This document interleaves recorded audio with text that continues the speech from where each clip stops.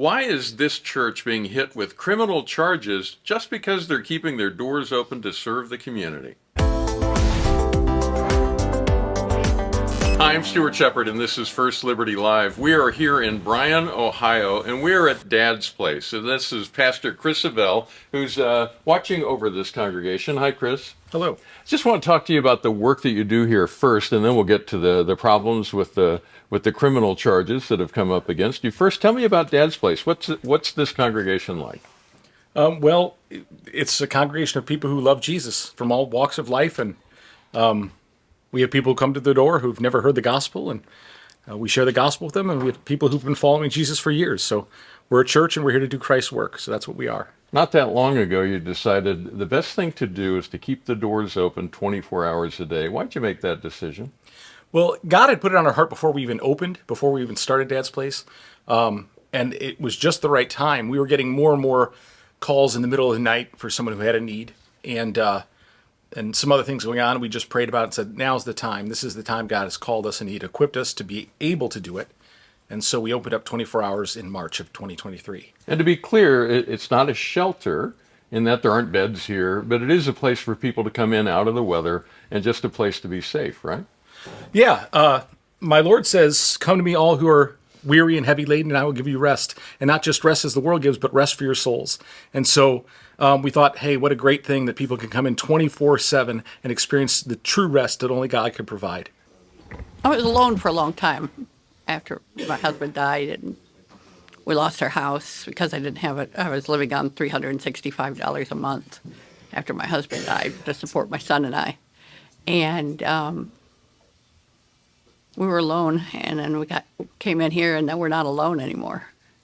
That's one of the things. The other is that at one time I was living in Columbus near Ohio State, and a man came in to rape me, dead to rights.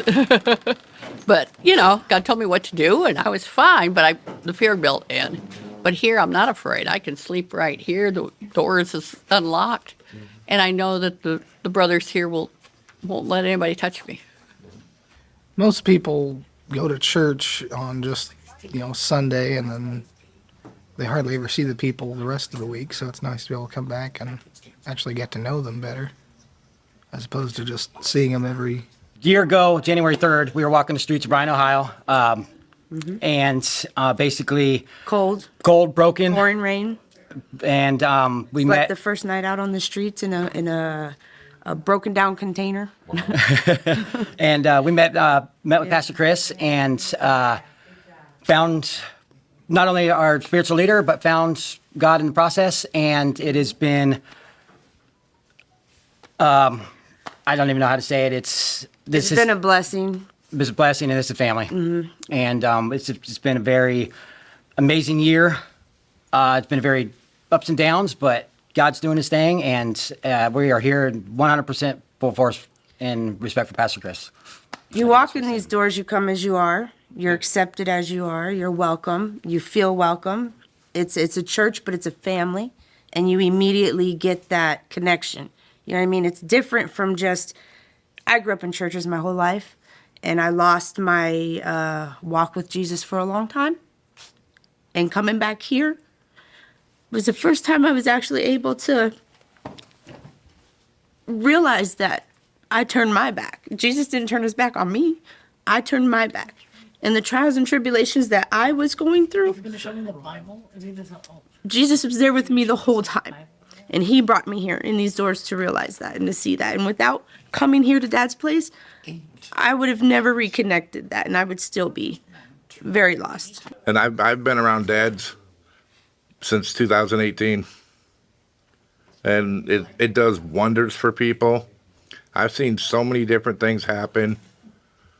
I've seen lives change, and without Chris and this place, and mainly without the man upstairs, God Himself, I mean,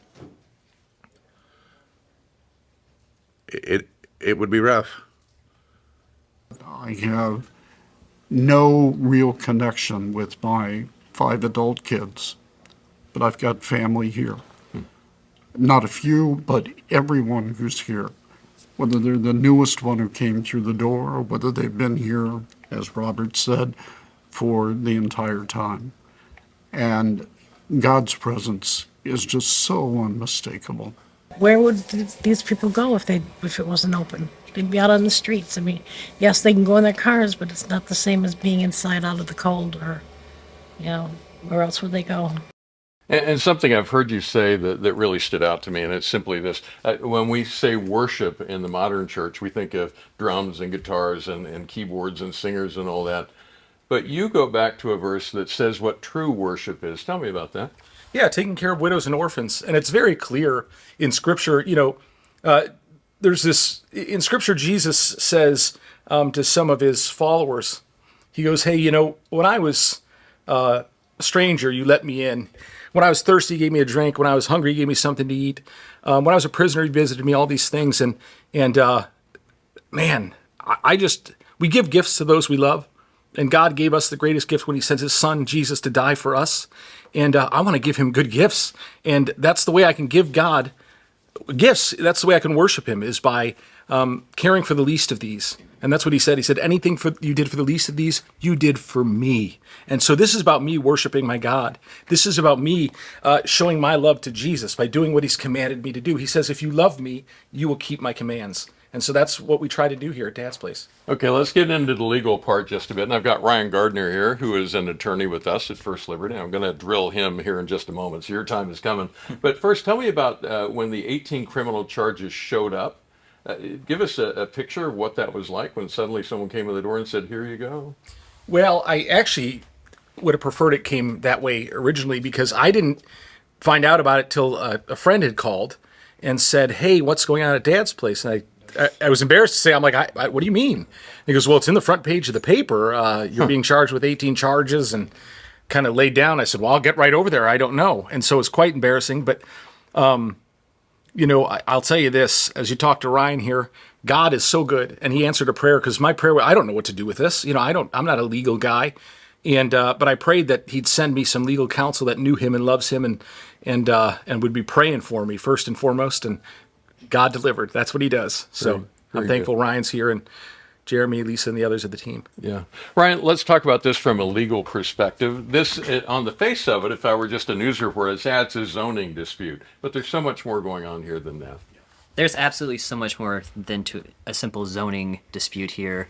I have never seen a pastor get criminally charged. I'll repeat that again just for emphasis. Criminally charged with just doing the work that the church does, caring for the needy, loving those who have no one else to love them, and seeking and saving the lost. That is all that Pastor Chris is trying to do here, but the city doesn't want him to do it here. To the city, the people here are the problem, and these people here need to go somewhere else. That is what this is truly about at the heart of it.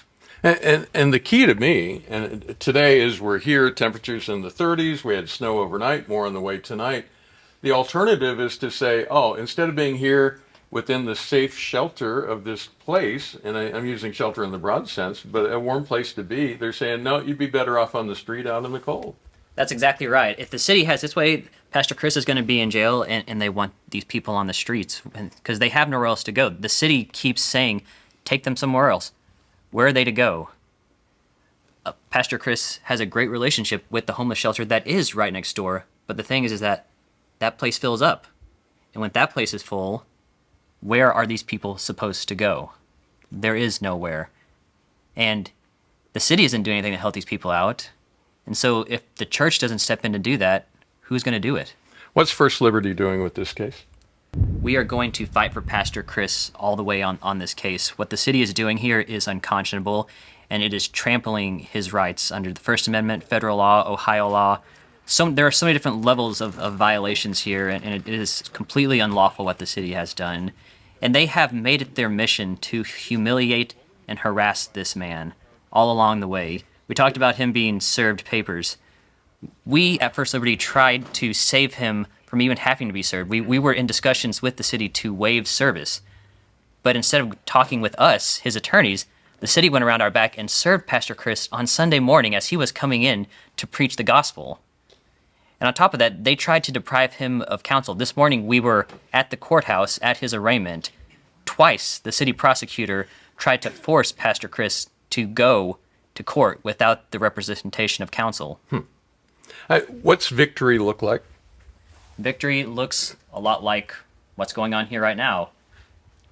Dad's Place is open 24/7 and is able to love those who need it most, to care for those who need it the most, and most important of all, share the good news of Jesus Christ. Yeah. Chris, I have to ask, some people would say, why don't you just do services on Sunday? You don't need to do all this. Why is your heart in this? Why do you care so much about the folks behind us here? Well, I sincerely believe we're commanded to do this to our ability. And so churches all over the country, including here in Bryan, Ohio, do this. And, but this is what God has called us to do and equipped us to do. And I don't believe it's an option. I believe it's a command. And I love God, and so I keep his commands the best I can. I'm a sinner. We all fall short of the glory of God. But I keep it the best I can.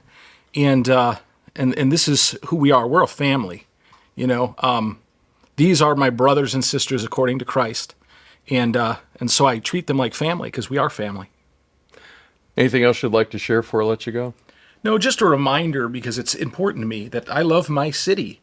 This is our city. We love our city. And we know, we're a church, we know our battle isn't against flesh and blood. It's against the spiritual powers of darkness in this world, those governmental authorities of the enemy, let's say. And so, but I'm thankful that I have counsel like Ryan and Jeremy and Lisa and others who are here to step in and fill that gap with things I don't know how to deal with, right? Because God sent them as well. God uses all people. So I'm real thankful to have some of these guys here. I really appreciate it. Well, we are honored to work alongside you. We're Thank going to you. fight for you, with you, and not fight with you, but fight alongside you. I want to make sure I say that right. I don't want to get in a... Sometimes I need to be beaten up a little. That's okay. I know for real. So we're keep going me in mind. to be fighting alongside you all the way till we win this thing. So we're very proud of you and the stand that you're taking. We're going to be with you the whole way. If you'd like to keep up with this case, I encourage you to do two things. One, would you subscribe to First Liberty Live? We will keep you updated as we go along on this case and the many others that we do. And also on firstliberty.org, you can subscribe to our weekly newsletter, the First Liberty Insider. And in there, you can read about all of the cases, but we'll also give you updates on this one as it goes along. First Liberty is fighting for what matters most.